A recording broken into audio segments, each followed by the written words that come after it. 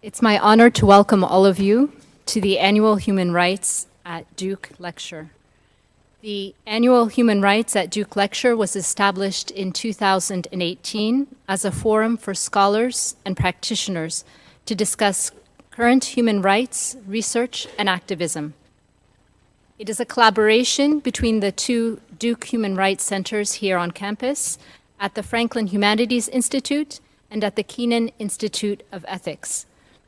This year, we are also grateful for the support of the Center for Muslim Life, the Muslim Students Association, Duke's Amnesty International, Duke University Middle East Studies Center, and the Duke Islamic Studies Center. Together, we would like to welcome Imam Omar Suleiman in giving the 2019 Annual Human Rights at Duke Lecture on the topic of human rights, faith, and the border. Imam Omar Suleiman is a well-known religious leader and theologically driven activist for human rights. He is the founder and president of the Yaqeen Institute for Islamic Research and an adjunct professor of Islamic Studies in the Graduate Liberal Studies program at Southern Methodist University in Dallas, Texas. He is also the resident scholar of the Valley Ranch Islamic Center and co-chair emeritus of Faith Forward Dallas at Thanksgiving Square, a multi-faith coalition of clergy for peace and justice. He frequently writes for news outlets such as CNN, USA Today, The Guardian, The Huffington Post, and the Dallas Morning News. And in May 2019, he delivered the invocation in the U.S. House of Representatives at the invitation of Congresswoman Eddie Bernice Johnson. He has been active in community service, interfaith dialogue, and social justice work for a number of years, and it is through this work that he came to the attention of Emily Stewart, the wonderful assistant director of the Duke Human Rights Center and the director of Teaching for Equity Fellows program here at Duke. In July 2019, Imam Suleiman was one of the leaders of the Moral Monday on the Borderlands action that took place in El Paso, Texas. With only weeks of advance notice, more than 500 people showed up to witness what was happening to our brothers and sisters on the border. As Emily has recounted, it was a powerful experience to be surrounded by so many people of faith gathering together for a common purpose, to stand up against an injustice felt deeply within. Some saw this moment in history as a reckoning of the souls. Imam Suleiman has also participated in the Love Knows No Borders, a moral call for migrant justice action that the American Friends Service Committee helped organize when the migrant caravan arrived. Drawing from his deep involvement, we all welcome Imam Suleiman to give the annual Human Rights at Duke Lecture on human rights, faith, and the border. Please join me in welcoming him.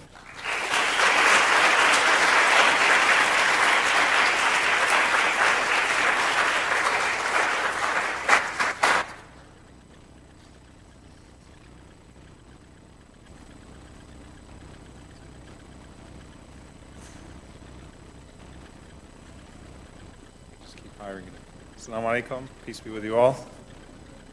How's the... Oh, that's good. You guys can hear me now, right? Okay. My voice is not that much louder than hers, I promise. So it's a pleasure to be here with you all this evening. We begin in the name of God, the most compassionate, the most merciful.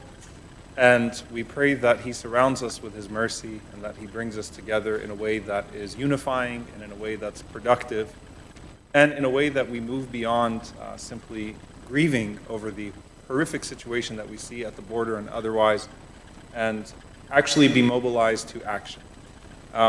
So the way that I want to divide this lecture is to actually start with my own personal experience at working at the border and what I've seen at the border, and then go from there and transition into how we start to compare this crisis to other situations which we see around the world. Should I stop for a moment, or are we good? Is it working? Is it going up and down, or you guys hear me throughout? Okay, good. Everyone gave a thumbs up. So I'm going to start off with just a personal side of this and transition into, again, what's taking place at the border and how we can actually have a serious policy discussion as a country about what we're supposed to do about the situation. Now, on a personal level, my parents are refugees. My parents are migrants. So I understand that reality in a very different way. My parents are both Palestinian. They met at University of Houston. And so my entire reality is American. I was born and raised in New Orleans. And by the way, Zion, Pelicans. So we have a connection now. But, you know, I understood that reality in a very different way because growing up, I knew my parents' story, but at the same time, I hadn't really experienced my parents' reality. They had a very difficult time finding their way in the United States of America, but both of them rose to distinguished positions and were able to not just make the most of their situations as far as the individual American dream is concerned, but to be very giving people and people that taught us as well to care deeply about refugees. And so I have these memories of coming home and, you know, my dad didn't pick us up from school, and when I said why, he said, we gave our car away. Who did we give our car away to? We gave it away to Somali refugees. Another memory of coming home and learning that there were 9 Bosnian refugees that were going to live in our small home for some time until we were able to situate them. And so that idea of being deeply connected to political struggles, deeply connected to people, was something that I grew up with at a very personal level. And then there's the faith-based element of this. As Muslims in particular, where our religion encompasses the prophets of the Old Testament, it encompasses Moses, peace be upon him, and Abraham, peace be upon him, and Jesus, peace be upon him, and of course, Muhammad, peace be upon him. All of them share that common story of migration. They all share that common story of being persecuted and run out by their people. And though God is the ultimate caretaker, in those stories, you always have another human being on the other side that acts as the vehicle of God's mercy that takes them in and that chooses to support them. Again, a vehicle of God's mercy to them. And of course, we're going to do this one. I promise we'll get this right. I feel like I'm at a protest. If you ever at a protest and you're given like a 10-minute speech, you could have switched 5 mics in 10 minutes. But time out.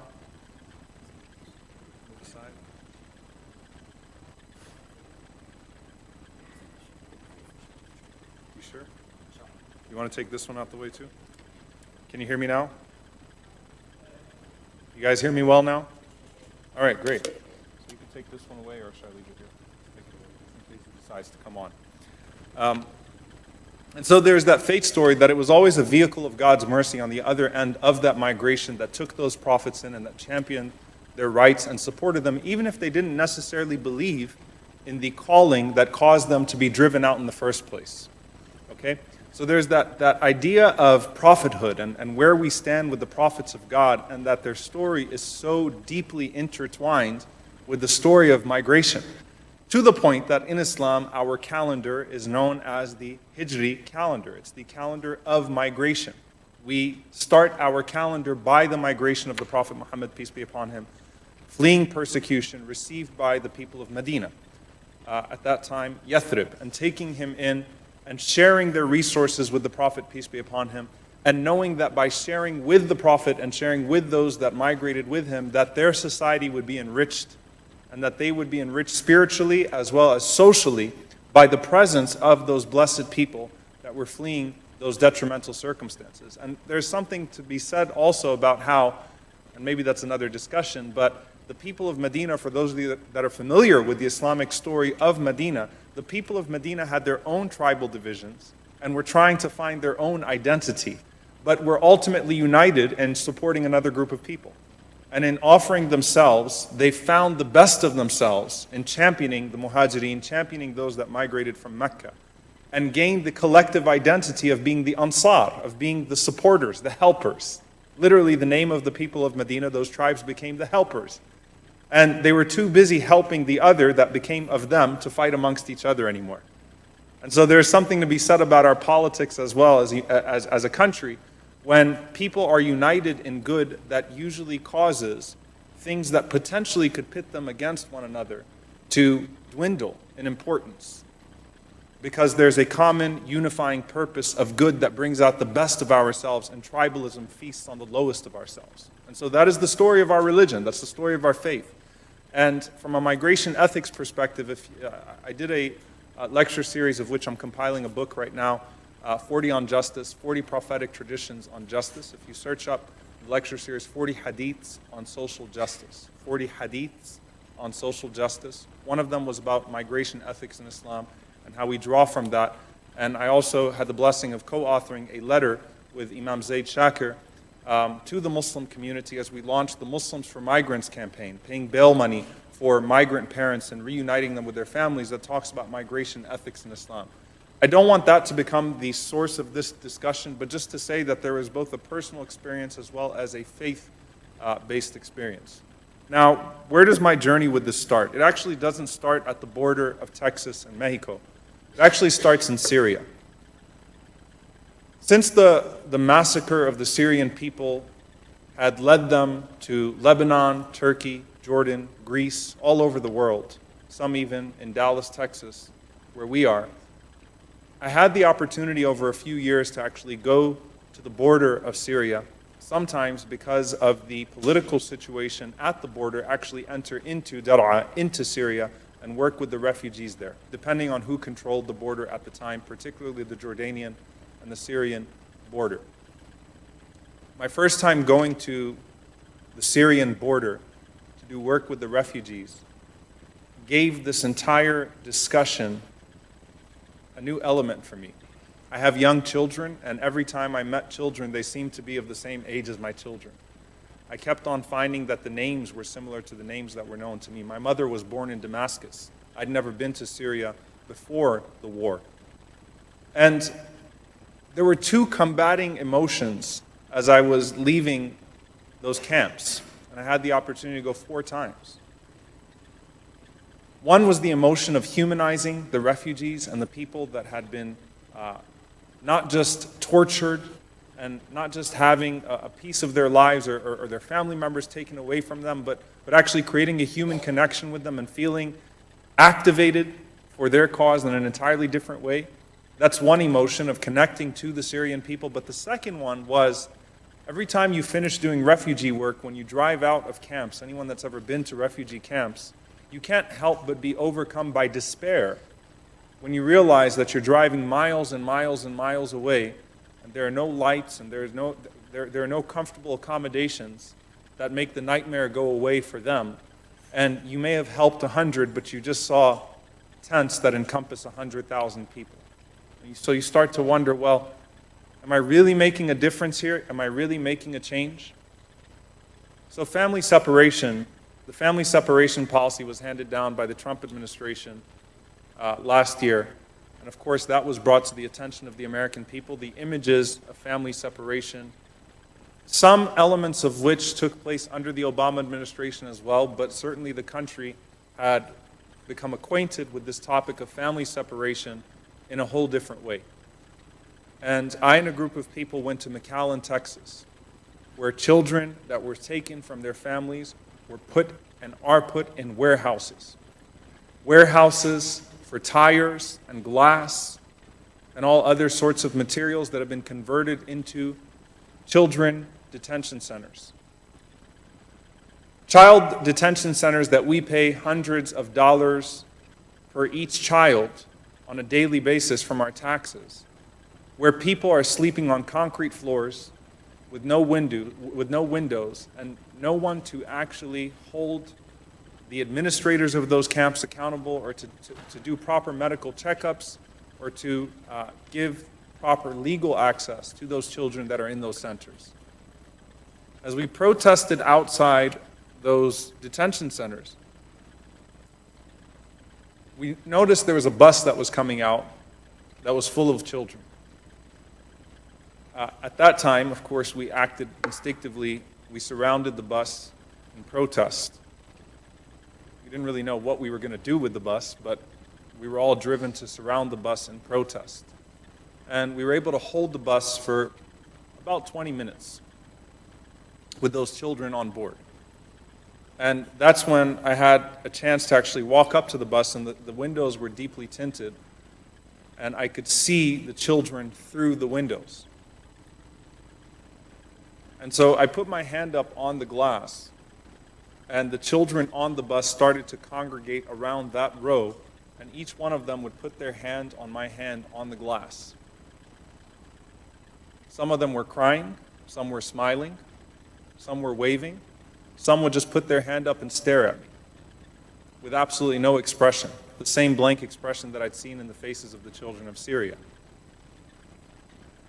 And it was one of the hardest things I've ever had to go through in my life, because it was as if there was another realm of people that were permanently and physically removed from me that I could not even speak to because I couldn't hear their voices. I could see that some of them were crying, but I couldn't actually hear their cries. And perhaps if we were able to converse, I wouldn't have even been able to understand what they were saying because I wouldn't speak their languages. But for those moments, putting your hand on a glass, those of you that are familiar with the cruelty of the prison experience in the United States, where families, where a father or a mother will interact with their child only through glass, putting hands on glass and looking those children in the eyes and praying for them, but not being able to touch them, not being able to comfort them, not being able to hand them a toy, not being able to give them a bottle of water, not being able to offer any type of comfort whatsoever, except for those moments of connecting, never knowing their names, never knowing their stories, just knowing that these were a bunch of children that were ripped away from their families and being transported from warehouse to warehouse. And the fact that some of them, in fact, pretty much all of the children on that bus were willing to give themselves to me for that moment and put their hand on my hand so I could pray for them and I could look at them while I prayed for them, brought this entire spectacle of dehumanization to another level for me. And again, I had to go back to those two competing emotions. Is it about me being able to comfort a few of them, to be able to go home at night and say, I made a difference? Or is it about connecting with them enough to where their humanity becomes so undeniable to me as a human being, to where their cause becomes so precious to me that not only am I activated to work for them and to try to lift them out of their horrific situation, but I'm able also to carry their stories to other people that won't have that interaction. And then I started to realize, if you look at these two images, one of them is Tornillo, Texas. The other one is the Za'atari refugee camp, the biggest Syrian refugee camp in Jordan. The images become identical. You start to see children in tents. You start to see people that live in inhumane conditions. The biggest difference between what I saw in Za'atari and Mafraq in the Syrian tents and what I saw in Tornillo, Texas, was the presence of military in Tornillo, Texas. I had the opportunity to go to Tornillo, Texas, which was known as Tent City, due to an order given by Dallas County Judge Clay Jenkins, where we could offer pastoral care to the children. We were not allowed to take pictures. We were not allowed to share anything of the identity of the children that we would work with, but we were allowed to go pray with them. I took it. A few of us from Dallas decided to actually travel to Tornillo a few times and to work with the children there. I, not speaking Spanish or some of the other languages present in the refugees from El Salvador and Guatemala and Honduras, simply had verses of comfort from the Quran translated into Spanish that did not have any particular specific theological implications, just verses about comfort and verses about ease and verses about love and mercy and supplication. I had them translated by a friend of mine, and I just took them on paper and decided that I would read them. And then we also would sneak in some arts and crafts and just have some time to do basic arts and crafts with the kids that were there. For some of them, their only experience being Catholicism, they just took us all as priests. And so I had bread, and some of them took it as communion.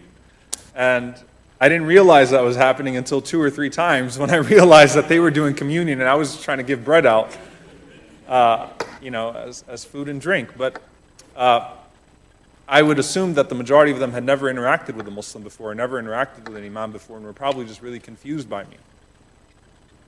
And then, after that, they started to come and they started to ask us for prayers.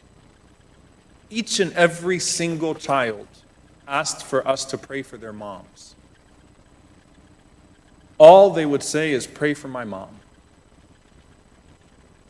And it struck me that in Dallas, when the family separation policy was first handed down and some of these children were put on commercial flights, they were writing notes and they were sneaking them to passengers with their mom's phone numbers on it, trying to find their parents.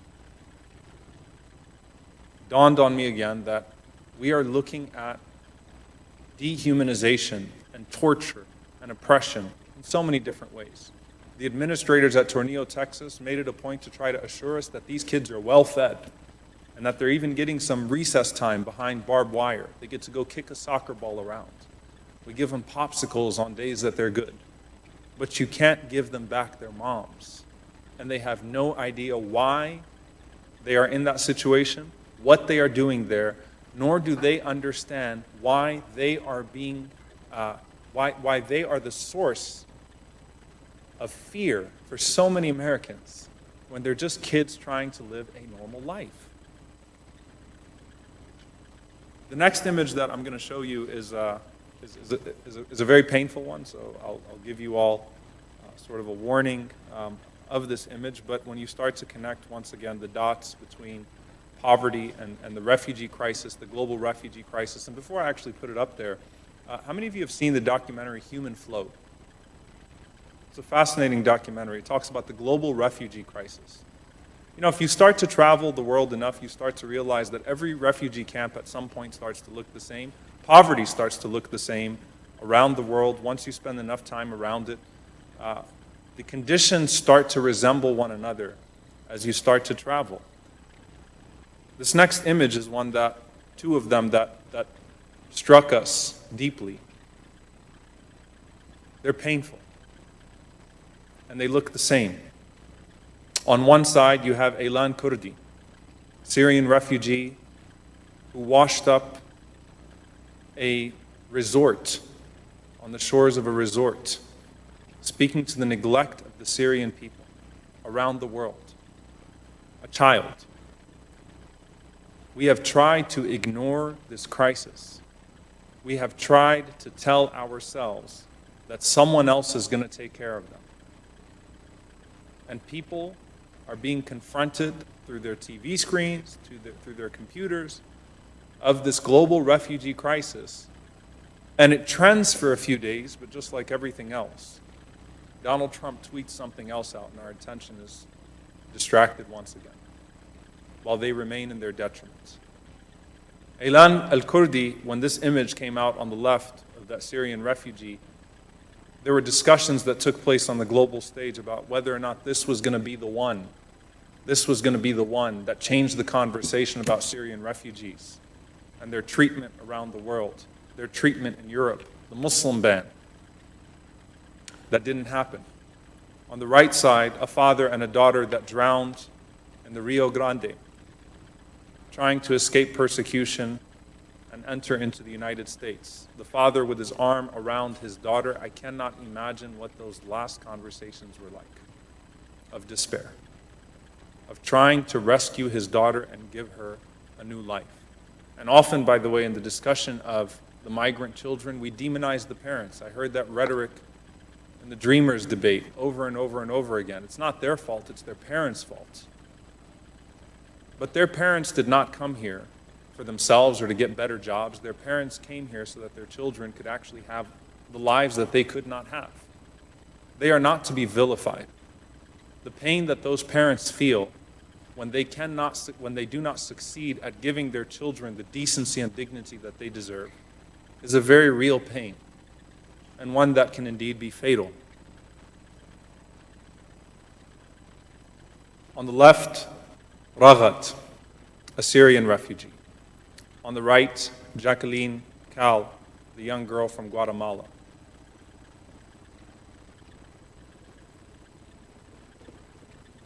And This is probably one of my favorite images and paintings that displays how I feel like we need to treat this entire discussion of border ethics. Before I get into policy and legislation and the ethics of it, as to what we can do, this was a painting by an Omani painter about the Syrian refugee crisis on a canvas. What we have to do is not just be disturbed.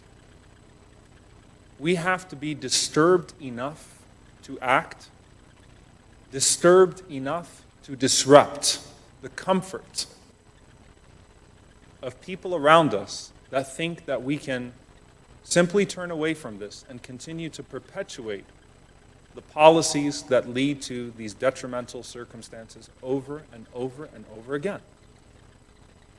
And so I want to talk about, for a moment, how we actually take this forward from a policy perspective, because it's very easy to feel debilitated and to feel completely incapacitated when you see all of these things and you realize, how many can I actually help? There's the element of charity. And charity is wonderful so long as it is not used as a means of escaping policy. A good friend of mine who works in combating homelessness told me that it's great that you take sandwiches out to the homeless on a Saturday morning, but when are you actually going to try to end homelessness instead of taking a sandwich out on Saturday morning? No one will really reprimand you or admonish you for taking sandwiches out to the homeless. But when you start to challenge predators and slumlords and city councils that are usually bought by some of those same powerful people into the zoning issues and the racialized poverty that continues to perpetuate homelessness, you better believe that you will have opponents and that you will end up being political, even if you just wanted to do charity. In Dallas, we had the blessing of opening a center called Dallas Responds. We were able to connect with the border at with some of the facilities in El Paso and to get permission to accommodate some of the asylum seekers and to connect them with their sponsors. You guys remember that image of the 962 people stacked up in El Paso in a detention center from a few months ago? Those were asylum seekers whose legal cases for asylum had already been approved. These were not people that tried to jump a fence or a wall. These were people whose cases had already been approved. But they were not being given the opportunity to connect with their sponsors. And so they have 72 hours to connect with their sponsors, and we were able to connect with those facilities and to get the permission to host some of those refugees, those migrants, and those facilities in Dallas, and to connect them to their sponsors within 72 hours. And so Dallas Responds pulled together the hotel associations, pulled together the bus networks around the country, airlines, all sorts of things to be able to connect people quickly, but before that, to bring them into Dallas, to Oak Lawn United Methodist Church, where they would have a decent transition, where they would be able to sleep in a comfortable place, comfortable in serious quotation marks here, because relative to the facilities that they were leaving, anything is comfortable when you're not standing on a toilet or drinking from a toilet, right? We were able to provide cots and meals and just basic facilities in the meantime while we connected them to their sponsors. Now, one of the things that was fascinating about Dallas Responds is that we were able to connect faith groups that lean politically conservative, that do not agree with most of us on what immigration reform actually looks like.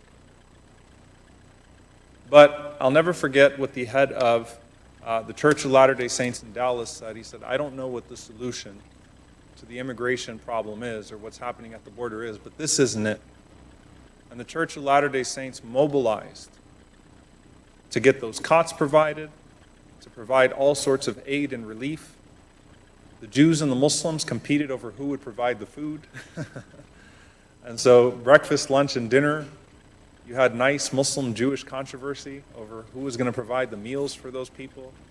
You had faith groups that came together that showed the best of our faiths and compassion and demonstrated that our hearts are bigger than our policies currently suggest, that there are people that are willing to work and to volunteer to do what needs to be done to relieve some of our brothers and sisters at the border of the pain that they are in. So we were able to connect and we were able to facilitate that. But again, it always comes down to, what about policy? Now, in this America, as far as the left is concerned, as far as Democrats are concerned, Trump is always the lowest common denominator, right? So the brutality of what takes place under this current administration is unacceptable. We cannot have children in cages. We cannot have ICE raids to this level, to this extent. We can't do this, we can't do that. If you watch every presidential debate, you're going to hear the same talking points over and over and over again. But how do you actually move beyond "this isn't it" to something that is longer lasting and something that actually solves the problem? Well, we have a discussion about American foreign aid. And we talk about those countries that we destabilized, that our country destabilized, politically and economically. We deported, or we exported gang violence, ruined political infrastructures, destroyed the economic infrastructures of the very countries that these people are fleeing, created many of those conditions, not 400 years ago, but 50 years ago, 30 years ago, 10 years ago, when you're talking about Honduras and Guatemala and El Salvador. And now, those same people that flee the conditions that we helped create, we say, sorry, you are not welcome here because America first. And so how do we actually talk about foreign aid? So when the discussion comes up about America actually trying to carry out its duties as a country that's supposed to lead on the global scene morally by putting money back into those societies, stabilizing those societies, cleaning up a lot of the mess that we created, then it becomes a discussion about our foreign aid, where our country has no problem whatsoever spending billions and billions and billions of dollars to either kill people and destabilize regions or maintain our positioning as the United States of America, our power in certain regions around the world. We have no issue putting billions and billions of dollars in military aid to nations that we have no business whatsoever giving money to, so that they could maintain their control and maintain their power and maintain our American interests in those places. But when it comes to us taking the responsibility of helping to clean up much of the mess that we created, then suddenly the discussion about foreign aid comes in once again. When we talk about private detention centers and the discussion about private detention centers, I want you to look up Southwest Key and understand how Trump donors gross $450 million off of the same policies that Trump is creating. And recognize that what we're essentially talking about is a government trafficking operation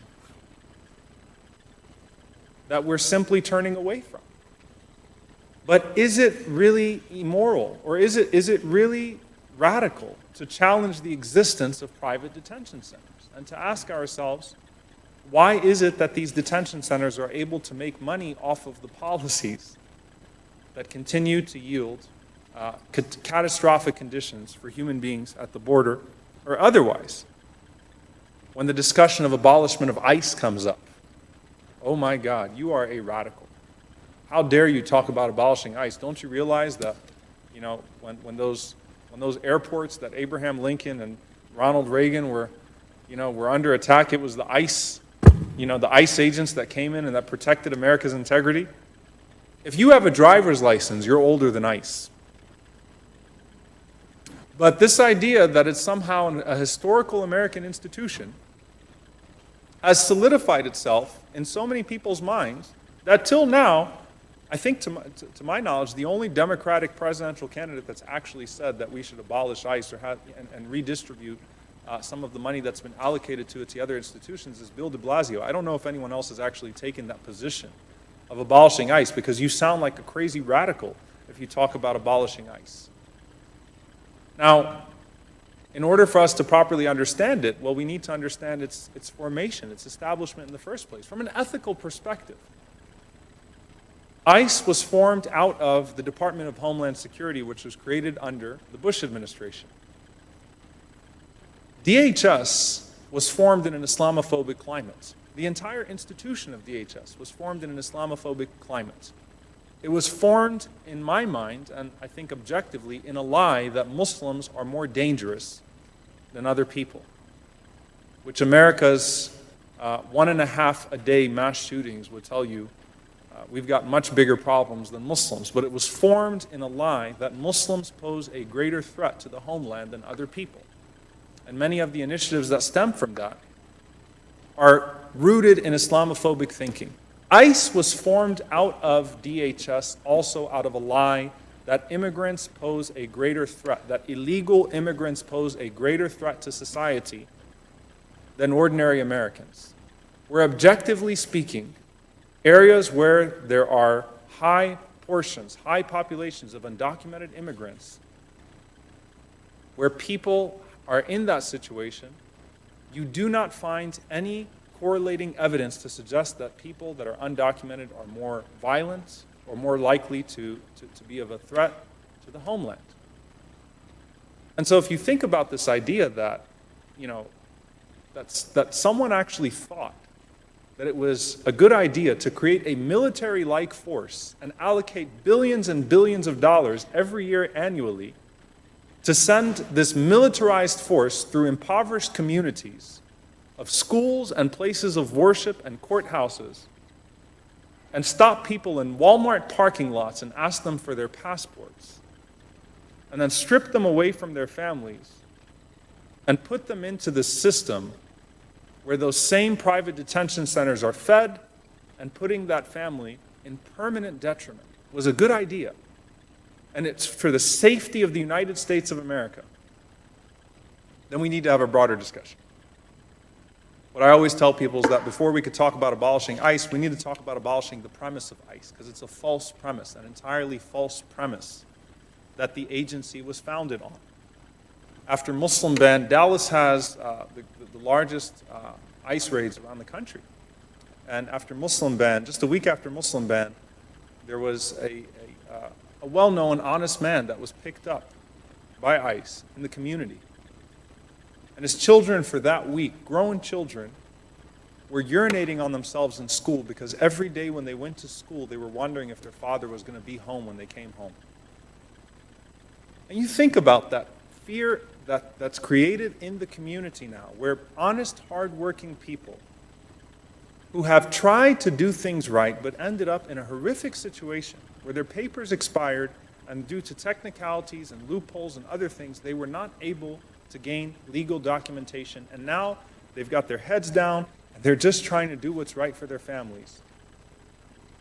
But people are afraid of who? They're afraid of law enforcement. They're afraid of any type of public situation which could lend itself to this militarized force raiding and picking up a bunch of people, sometimes, by the way, even American citizens because they're brown, and putting them in ICE detention centers, ultimately deporting them and leaving their family in consistent peril. If you think about that, and the ethical stain that leaves on our country, that we have accepted that as normal, that it's okay for children in Mississippi whose parents were trying to make an honest living in these plants, taking low-paying jobs, waiting for us to figure out our immigration issue, are on the streets begging for sandwiches and for water.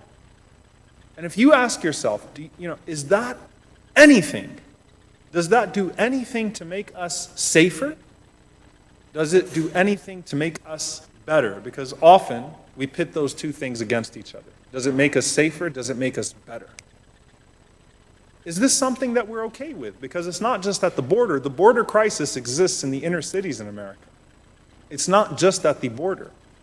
And oftentimes we focus disproportionately on the border in the physical sense, ignoring the realities that take place in our inner cities.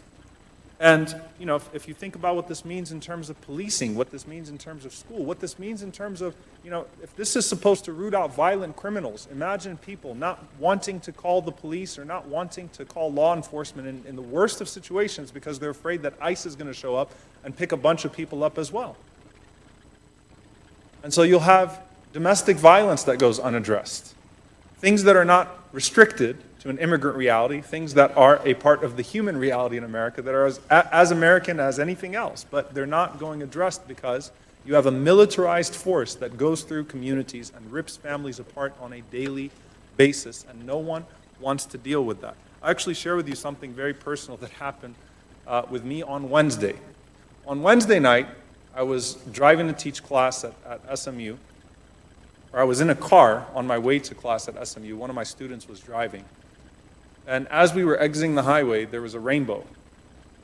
And he was remarking on how beautiful that rainbow was, and he was talking about how the cars are stopping, slowing down because they're looking at that beautiful rainbow. Just as he says that, we get popped in the back. Just as he says that. And pull over, and it's a young, undocumented man who was shivering and crying because he says, I was just looking at the rainbow. Please don't call the police and get me taken away from my children. I'll do anything. Here's my passport. I have cash. Whatever it is, I'll fix your car. But I have a 3-year-old. I have a 1-year-old. I was just looking at the rainbow. And you know what? We didn't call the police. And I thought to myself, at that moment, what a blatant injustice that if that was me driving that car, and I happen to be looking at the rainbow and I pop someone by accident, then I could pull over to the side, call the police, call the insurance companies, and it becomes a nuisance, it becomes an incident, but at the same time, I have no fear whatsoever of going back home and living the rest of my life normally. But it struck home. It actually struck me 5 days ago. And this is the paranoia and the culture that we are creating here within our inner cities. If you talk about the way that we are failing to process the over 800 legal asylum cases that exist at the border right now, as those people that came through Dallas response. We had white supremacist protesters that were threatening to blow up the church because we were taking people that had legal asylum cases processed, but just did not have the opportunity to connect to their sponsors. What does it mean to expand the legal avenues of immigration so that people do not have to resort to these types of situations in the first place? What does it mean to provide a pathway for dreamers who are just as American as anybody else, who know nothing but an American reality, except that it's not reflected on paper? And not just provide a pathway for them, but their parents who have also come here and made an honest living for themselves and for their children. And then you start to have some of the more substantive discussions. Beto O'Rourke has a very interesting part of his immigration plan called the community visa idea. And the community visa idea reflects the Canadian system, where communities are actually able to sponsor refugees, take care of refugees. Not sponsor them entirely, but sponsor them to the point that they can ensure that their basic needs are met. Why not give the American people and these places of worship a chance to actually rise to the best version of themselves, especially places of worship that have been at the front lines of combating other types of ills, societal ills that plague our community? Why not allow them to rise? If we had a substantive discussion about what it means to decriminalize crossing into the border, once again, there's this idea that things are historically applied, and so when you say decriminalize crossing the border, illegally crossing the border, it sounds like what you're talking about is letting ISIS and all sorts of horrific gangs overrun the border. The reality is that even though there were laws that criminalized crossing into the border or crossing the border for years and years and years that are actually historical, more historical than ICE, they were not actually enforced until the Bush years. And I don't recall us having this massive immigration problem in the 90s, where gangs ran the border and the country started to fall apart because suddenly you had illegal immigrants that were coming into the country and forming all sorts of cities within cities, right? So these are challenging and substantive discussions that we have to have. You saw the Democratic presidential candidates when the question of health care came up, when you talk about universal health care. Do you also mean universal health care for illegal immigrants? And, oh my God, no, wait, hold on. We have no issues taking taxes or Social Security from people who are undocumented. Shouldn't there be a basic ethical function of what you put into the system, you get back as a guaranteed right? And so the challenge becomes, how do we actually start to form a moral framework that addresses these issues, not in isolation of one another, but in a comprehensive way. And so I want to put forth a few ideas here, and then I'll open it up to Q&A. Number one, the value of a human being, the sanctity of a human being, and actually looking at the sanctity of a human being as the foundation for any discussion of any person, whether they are American citizens, legal immigrants, or migrants that are undocumented, starting with the value of a human being. And I actually want to read a statement from Dr. Martin Luther King Jr. That I found very important to this discussion. I had the blessing of being at University of Michigan last week, and I gave a lecture on the intersecting legacies of Malcolm and Martin. And one of the things about Dr. King is that in those last 3 years of his life, his view on Vietnam, not just his policy on Vietnam, but the evolution of what he was saying about the Vietnam War, is very instructive. When Dr. King first challenged the Vietnam War, he challenged it on the basis of America spending money on war while it had plenty to spend on here in the United States. If we could not rid ourselves of poverty and the horrific conditions that take place domestically here in the United States, how could we send, these tens of millions of dollars to war and destroy other countries in the process? And then it evolved into something else. Dr. King started to talk about how we were sending off people that did not have liberties here in the United States to fight for that same liberty that they were being deprived of. Sending African Americans off to war to fight for liberties, to guarantee the liberties and freedom that they were not experiencing in any substantive form at the moment. And then, if you look at 67 and 68, before Dr. King was assassinated, something happens in his thinking and in his speeches. He starts to talk about the war from the perspective of Vietnam, of the children on the other side, of the people that were experiencing war, not just from this side of the barrel, but the other side. And Dr. King said something that I find stunning in this regard. He said, a genuine revolution of values means, in the final analysis, that our loyalties must become ecumenical rather than sectional. Every nation must now develop an overriding loyalty to mankind as a whole in order to preserve the best in their individual societies.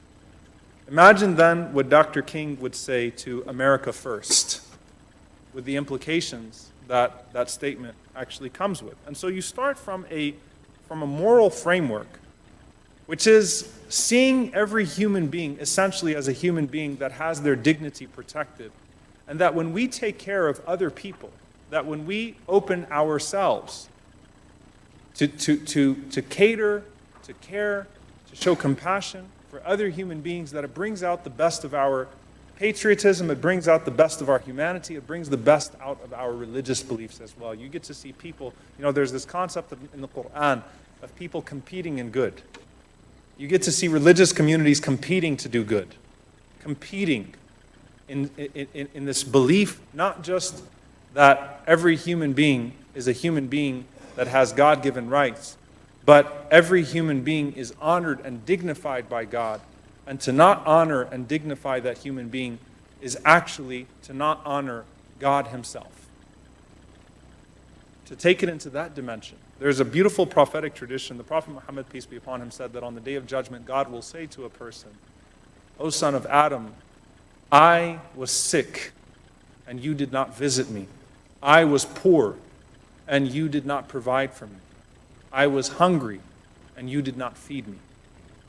And so the Prophet Muhammad, peace be upon him, said that a person would say to God, Oh God, how could I feed you and you are the Lord of the worlds? And God would say that, don't you know that my servant so-and-so was hungry, and had you fed him, you would have found my reward with him?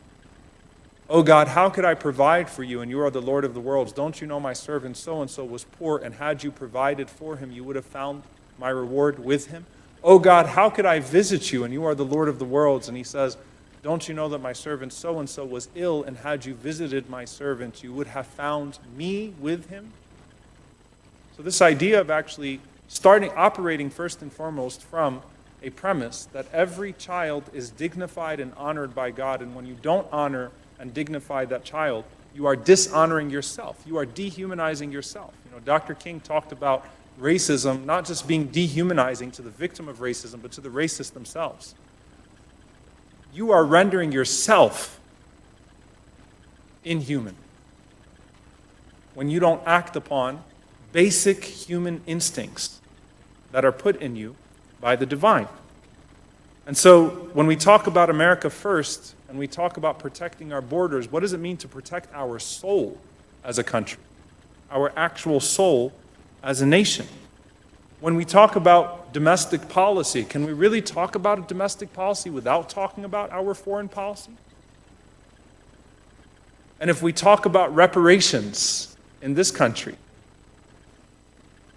as the right thing to do, because America has a past with its citizens now as well, an inequity that has never been resolved. And so when we talk about reparations here, how do we broaden that to an ethical framework that you do actually bear some responsibility to fix the mess that you have created, be it domestic or abroad, that you do bear a responsibility to people who you have put in a detrimental situation.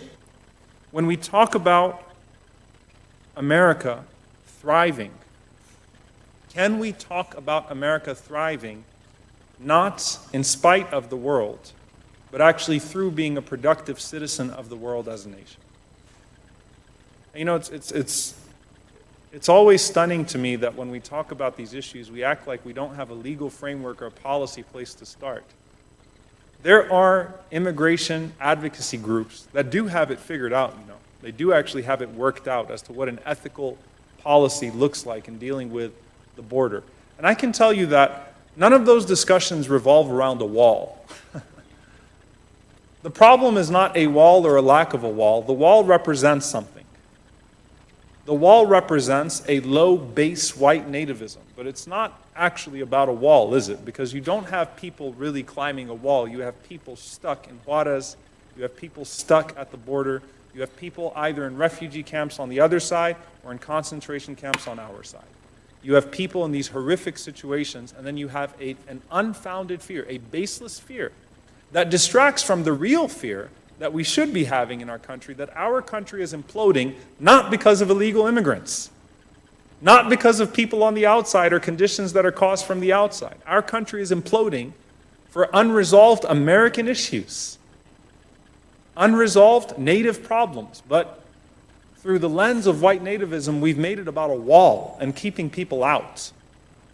The reality is that we can be enriched by immigration, that we have been enriched by immigration, that people that have come to this country, that those that have migrated to this country, have been of the most productive citizens, and I use the word citizens intentionally to it. They have been productive. They have worked to the enrichment of this country. They have lived in fear due to irrational fear that causes them to live in that perpetual uncertainty.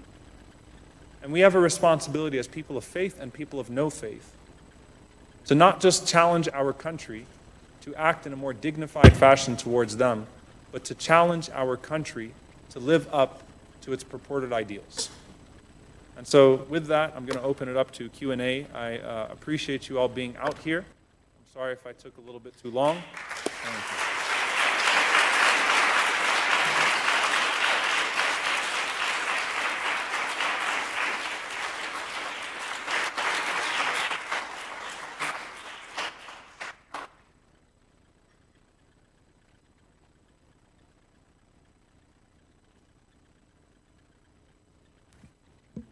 Is that working? Oh my goodness, it's working. Thank you so much, Imam Suleiman. And I just want to let people know that if you want to use our overflow room for prayers, it's just to the left in East Duke 108. And please feel free to come back as we have a question and answer session for about 30 minutes. And several small rooms that you can feel free to use if you would like to. We are going to open it for question and answer. This mic is very sensitive. So we have this mic, which Omar Ben Alal will take around if you raise your hand. If you prefer to write out a question, we also have note cards that we will be handing out. Emily, do you have the note cards? Omar has the note cards. He's multi-talented. If you would like a note card to write out a question, please raise your hand, and Omar can come around and give you one. Or Zach can go around and give you one. If you would like to ask a question, I would just ask you to try to make your question relatively brief so we can include as many people as possible. And if you could kind of restrict it to questions as opposed to comments, we would really appreciate it. Finally, after the event concludes, just outside, we have some desserts and tea. So you'll have a chance to talk to Imam Suleiman outside in the lobby here. Please feel free to stay, have a little something to eat, and continue the conversation informally. So you're going to take it over there, because you're much faster.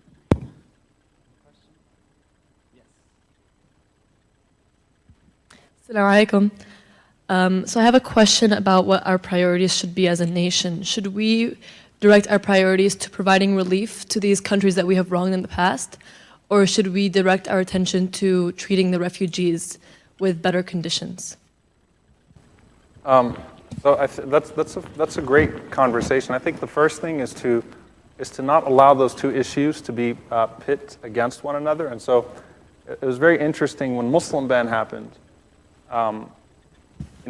Around that same time, I think it was a few months afterwards that Trump had bombed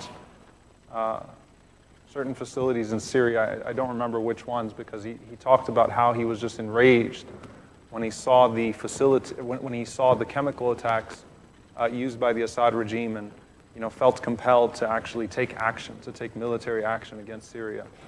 And a lot of people cheered that on, and it was sort of like, you do realize that the same people that you've turned away from our border in Muslim ban, and people don't realize the restriction. I don't know how many Syrian refugees actually were admitted into the country in 2018. I know that in 2017, I believe it was only 18 people total, 18 total Syrian refugees that actually were admitted into our shores.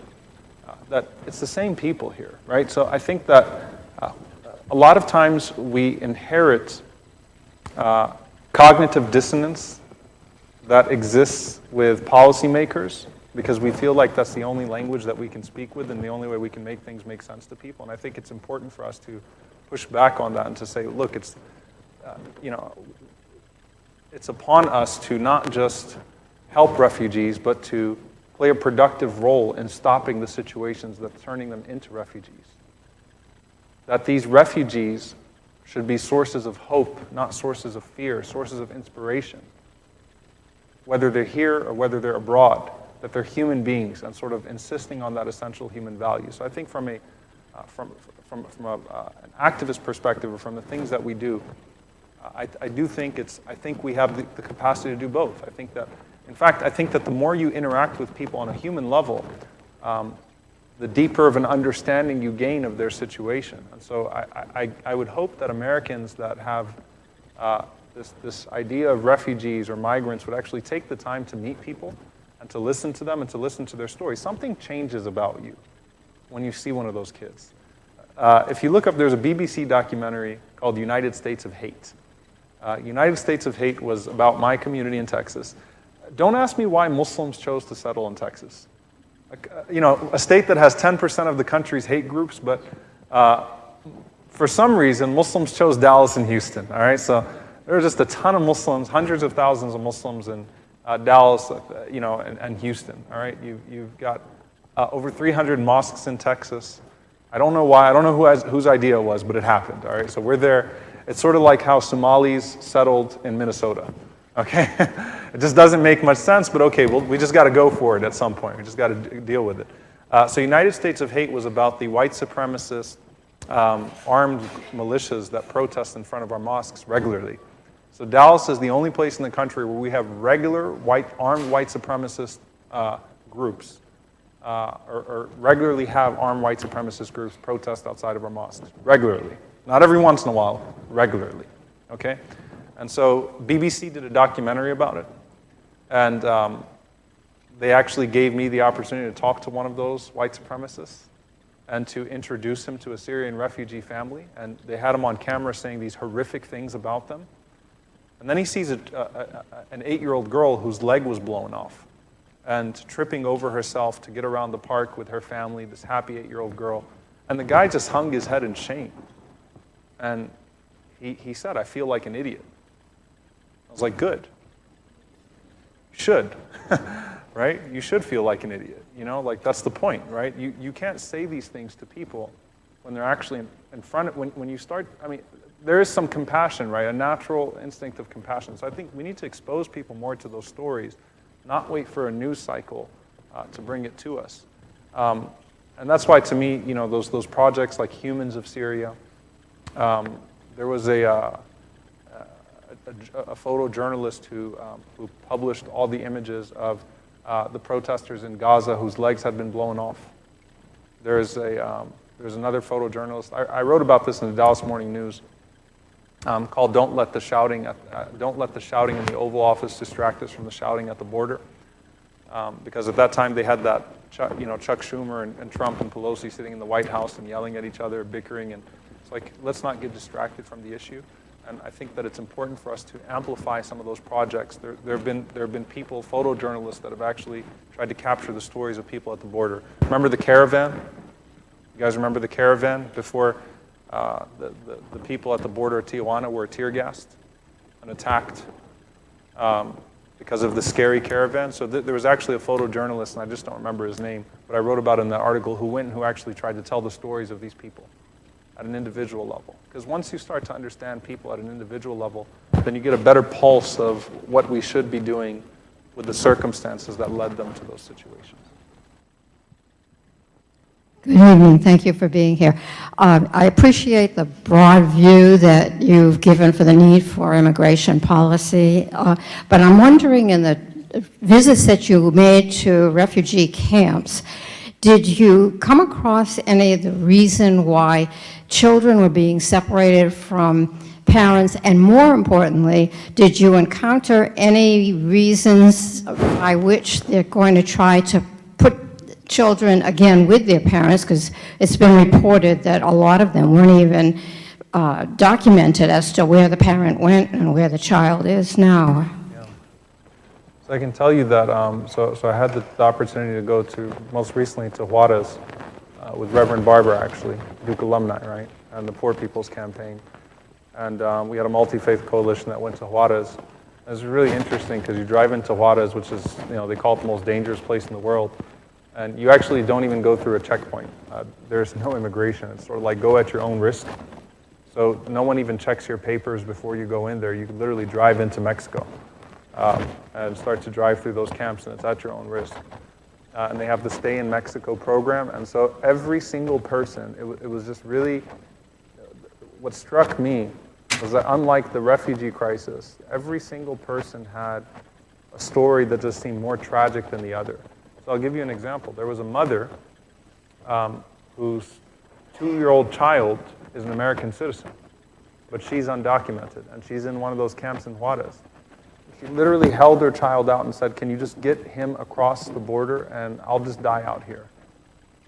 But just let him, I want him to have a chance at life. And you think about that, and that's why I think about demonizing and vilifying the parents. These parents are so selfless. I mean, she literally said, I don't care, I'll just die out here, but can you take my baby across the border and he'll figure it out, just connect him with someone so he can figure it out and he can have a chance at life. I mean, those types of situations you come across, and every story was more tragic than the other. And then it just becomes that vicious cycle of trafficking. Imagine if you've walked 8,000 miles to get to the border, and then you get stuck. And then, the only way that you can put food on the table for your child is to literally, become a part of a trafficking operation. Right? To prostitute yourself just in order to have enough food to feed your child. So the separation is perpetuated in many ways, and the situations are very unique.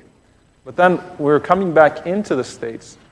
So if, how many of you have been through secondary screening coming back into the country before? All right. You go to a secondary screening room, it's just another room, right? You got just the blue chairs, and you've got a picture of the president on the wall, and then you got, the agent, the border patrol is going to come out to you, ask you a few questions, right?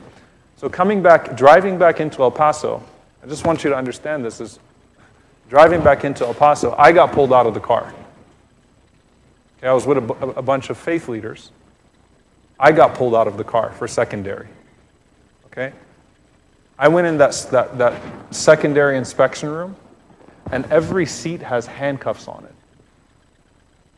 They cuff you for no reason. I mean, why would you cuff people for secondary, right? For questions as they're coming into the country. And so the dehumanization starts there, right? Of just the way that you're treated at that point. So when you're processing people, you're not processing people as human beings, you're processing people like animals. So it's very easy for people to get lost in that process. It's very easy for people to get separated. And then if we didn't have the ethical calling to take basic measures in the beginning to treat people humanely, why would those same people and those same agencies then really exert themselves to try to bring those people back together, right? That dehumanization starts at the border. And so when you're ripping people apart, you don't care who you're throwing into what warehouse or what detention center or what prison cell. You don't care if you're getting the paperwork right because you don't care about the people that you're processing. And, the reality is, by the way, and I actually would make an admission, that this is not just a Trump problem. A lot of the stuff was happening under Obama. A lot of the stuff was happening under the Obama administration. I think a lot of us were not aware to what extent that this stuff was already happening. But more people were deported under the Obama administration than the Bush administration. He expanded ICE. And though the Dreamers legislation was put in, we've had a broken immigration system for a very long time, and I think just with everything else, Trump just amplifies everything through its extreme ugliness, just like he does with everything else, right? And so for us, we now have a calling, right? We now have a duty, having been exposed to this as a country, to say, you know what, not only should we be keeping families united, we also should not, I don't want families to be in permanent detention in warehouses together. They need to be given a path to a dignified existence. So it's sort of overhaul of the system from start to finish, how you treat people from the beginning all the way to the end of that process.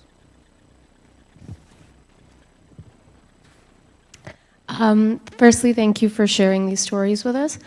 In terms of the process of dehumanization, there's a lot of misinformation, right? So a significant majority of people don't know that much of the people in detention centers are legal asylum seekers. So how do we as people, but also content creators and journalists and consumers of social media, tackle that irresponsibility and that misinformation? Yeah, that's a great question. I think I alluded to this, but let me just be more explicit. Immigration advocacy groups have done extensive research on this stuff, on the policy level. So like in Texas, it's Raíces, right? And the United Dream Team, North Texas Dream Team, and so many other groups that have just done incredible work on the policy side of this, where people need to be educated on the policy. So I think writing op-eds is very important, and trying to get op-eds situated is very important, where you just challenge these false narratives that exist about people, that exist about immigrants. The second thing is the human side of this. I'm a big Maya Angelou fan, and so when I went to Syria, there was this quote of hers that just penetrated me. When you would talk to the people, at first there was a great skepticism, right? Like they don't really feel like talking. There's that blank, and then when they start to open up to you, then they tell you everything about their lives. Everything about their lives, right? They'll tell you where they came from, they'll tell you what they used to have and why it was taken away from them, and I used to be this and I used to be that, because they haven't been heard for years and years and years and years, so they just open up. And they go from not telling you anything to telling you more than you could imagine. Everything, once they have a little bit of comfort. Maya Angelou said that there's no greater agony than an untold story inside. When you feel like you have a story that hasn't been told, it is agony. When all people see you as are a bunch of scattered refugees and poor people that are trying to take their stuff. It's like I had an identity. I was not a refugee. I was not a migrant. I had something. I am somebody, right? I am somebody. You know? That concept. So storytelling is important, and I think that there's the bridge here. The Elan al-Kurdi and the Jacqueline Cal, the bridge here is that you need to have the story, generate the momentum from the story, and then have a clear policy path that is articulated in the midst of that story as that momentum is created, and then push for it. So I think it's all of us sort of working hand in hand, but don't try to recreate the wheel. Don't try to recreate it, because you've got groups, immigration advocacy groups, that have done the research, that have done the work. It's important to work with them and to see how we can actually move people towards policy makers. And not just shattering these myths at the public level, but also pushing forth facts at the policymaking level, for facts to actually drive the conversation at the policymaking level. So 2 questions from the floor, and I'm going to ask them together. What has been the most challenging expectation in your own thinking that you've had to change? What did you not expect you'd have to think about? That's the first one. And the second one is, you mentioned the significance of understanding human experiences, especially in the current politicization of the refugee crisis. It has become so important to learn about the deeply human experience. For those of us who do not currently have the capacity to go directly and talk to the people who have experienced such inhumane and undignified circumstances, do you have any particular readings or documentaries that you feel depict individuals' experiences well? Okay, wonderful. So the first question, I think the one thing I always struggle with is the urgency of the moment and the generational implications of our current policies, right? So it's, on one hand, it's like, I just want to protest 24/7. I don't want to stop protesting. I just want to live at the border and do nothing but continue to protest and protest and protest and just say, America, what the hell is wrong with you? How do you go to sleep at night knowing that this is happening in your country, that these ICE immigration detention centers exist around you, and that this brutality is taking place and you're not doing anything about it? And then on the other hand, it's like, well, how can you play the long game and push forward? And so naturally, you know, wanting to just channel relief and aid can sometimes overwhelm you, because it has.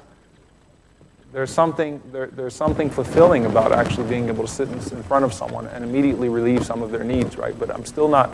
Those children are still not, you know, going to schools. There's still not a dignified existence in place for them. And I'll tell you one of those moments that actually changed a lot for me, when I was sort of struggling with, okay, well, I helped 100 people, but I just drove away from 100,000 people. This young girl, Syrian refugee once again, and to me these situations are identical. I operate out of the same love for these people, and I see them in the same light. And you know, I look for those moments that make something click. And so there was this young girl named Rahaf. Rahaf was 14 when I first met her. And I actually marked the location of her tent so I could go back every time I went back to see her again and check up on her family. And Rahaf, you take food and water and stuff to her and medical supplies. She doesn't want any of that. We took micro homes, like little trailer homes to the Syrian refugees. She didn't want any of that. She just wanted education. She wanted to go to school. And so at 16, I actually sat with her and I said, why do you want to go to school so bad? You know, and she said that I need to be educated because I need to lift my people out of this condition. And I said, well, what do you want to be when you grow up? She said, I want to be a lawyer. So that's interesting. You want to be a lawyer? What type of lawyer? She said, a human rights lawyer. So that and she actually said, I want to prosecute Bashar al-Assad at the UN court for crimes against humanity. She said it with such confidence in her voice. I was just blown away by how she didn't flinch. This wasn't a cute story. This is what's been occupying her mind for the last 7 years.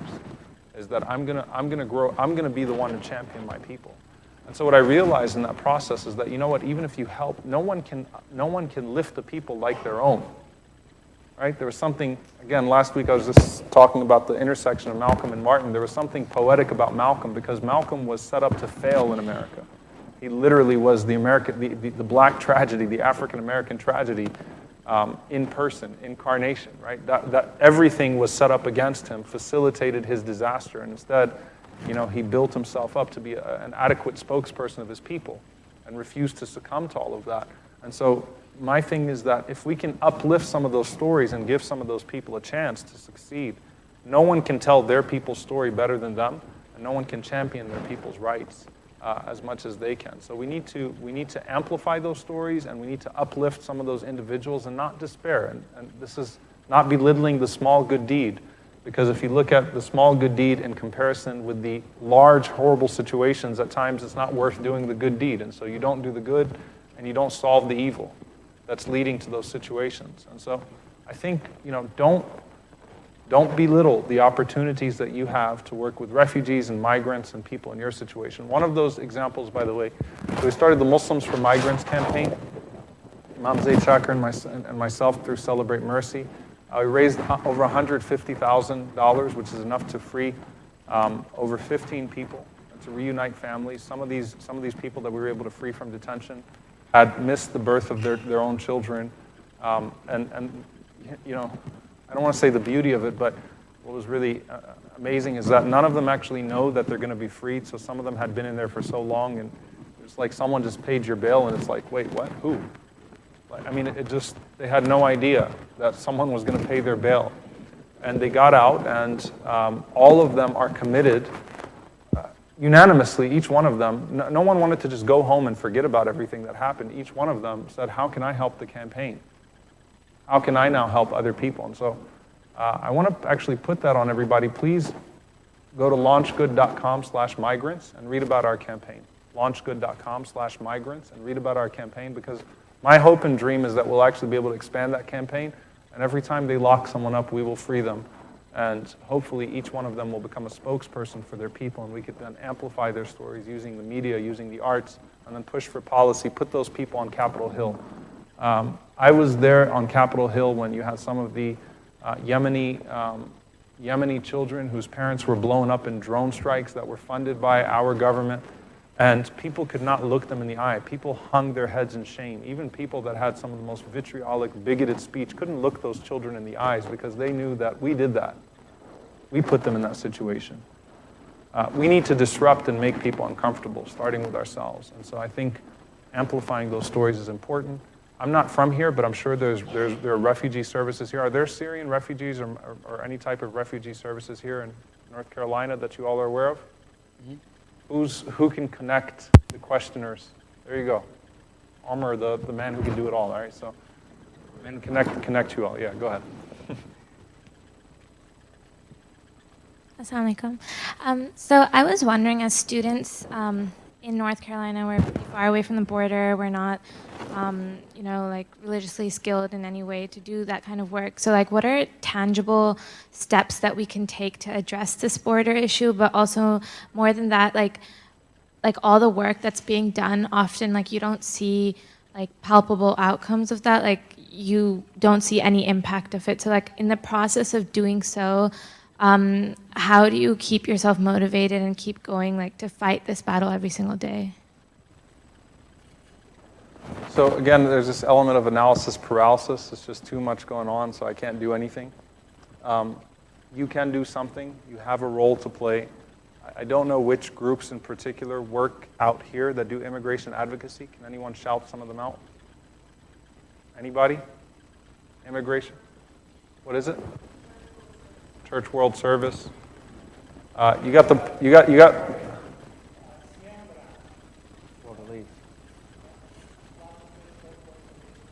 There you go. Islamic Relief does work out here. Reverend Barber's Poor People's Campaign out here.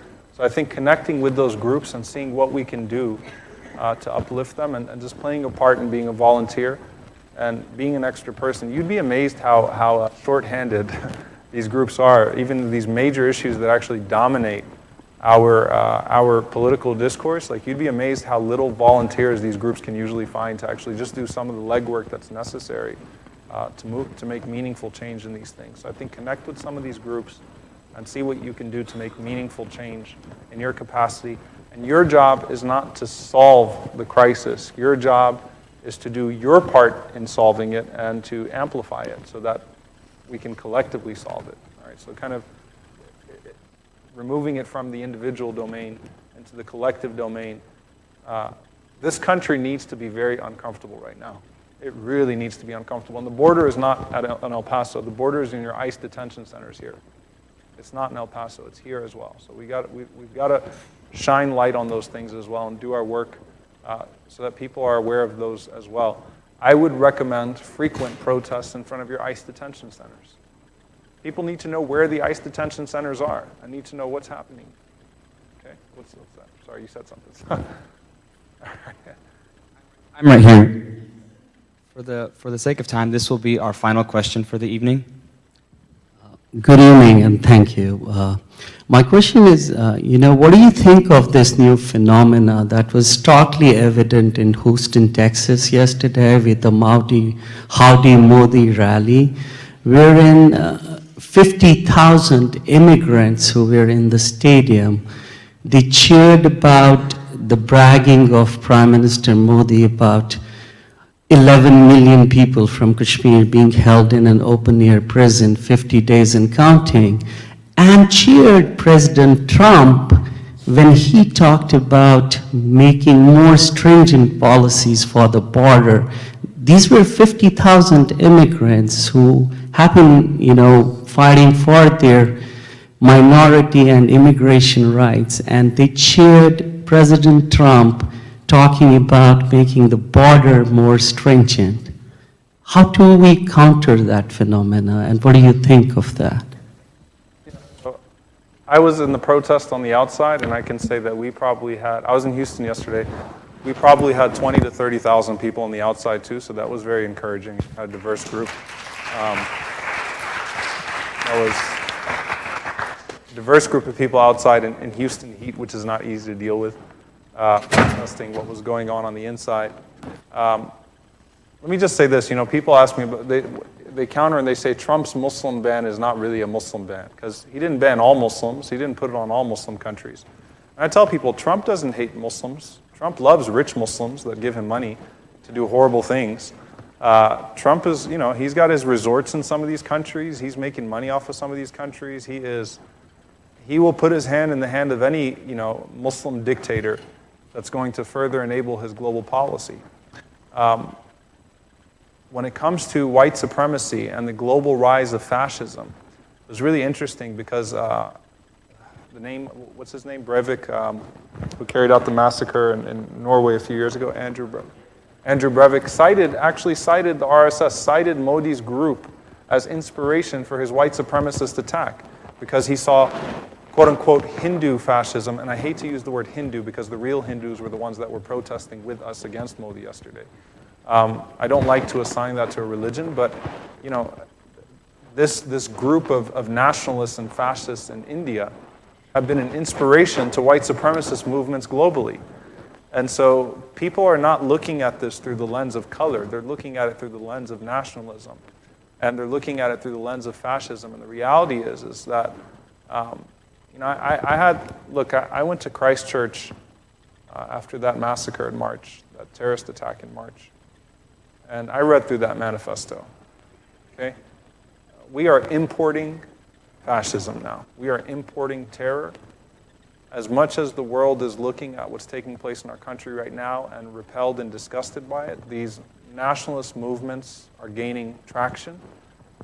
Steve Bannon is going around Europe riling them up and using America as a successful project, as an example of a successful project. So what changed? Modi was banned from the only person ever, it's just incredible, the only person ever banned from entering the United States under the International Religious Freedom Act was Modi for the massacre of thousands of Muslims in Gujarat.